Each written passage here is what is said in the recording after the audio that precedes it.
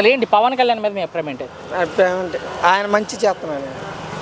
అలాంటి అసలు ఆయన మెయిన్ ముఖ్యమంత్రి అవ్వాలి. పవన్ కళ్యాణ్ ముఖ్యమంత్రి అవ్వాలి. అసలు ఉప ముఖ్యమంత్రి అయ్యి ఆయన ఇలా చేస్తున్నాడంటే చాలా గ్రేట్ అండి. సో జగన్ గారు ఉన్నప్పుడు 5గురు ఉండేవాళ్ళు ఉప ముఖ్యమంత్రులు, తెలుసా ఒకళ్ళ పేరేనా మీకు?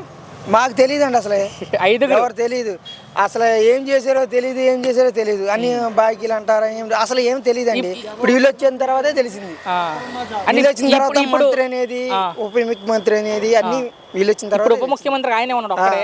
ఎలా ఉంది ఆయన పనితీరు ఉప ముఖ్యమంత్రిగా? బ్రహ్మాండంగా ఉందండి. ఎక్కడ కనబడట్లేదు పవన్ కళ్యాణ్ అంటున్నారు, సినిమాలు చేసుకుంటున్నారు అంటారు. ఎవరండి అసలు ఎవరనేది వైసీపీ వాళ్ళే.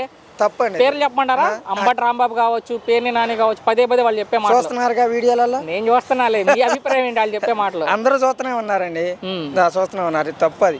అంటే రోజుకి 2 కోట్లు ఆయన సినిమా హీరోగా చేస్తే తప్పగా అనుకోవద్దు నా ప్రశ్న. అవునవును. అది వదులుకొని ఈ రాజకీయాల్లోకి వచ్చాడు ఆయన ప్రజలకు మంచి చేయాలని. కానీ ఆయన అమ్ముడుపోయారు అంటున్నారు వాళ్ళు, వైసీపీ వాళ్ళు. తప్పుడు మాట్లాడి తప్పండి, అది చాలా తప్పది చేయడం. అది తప్పు.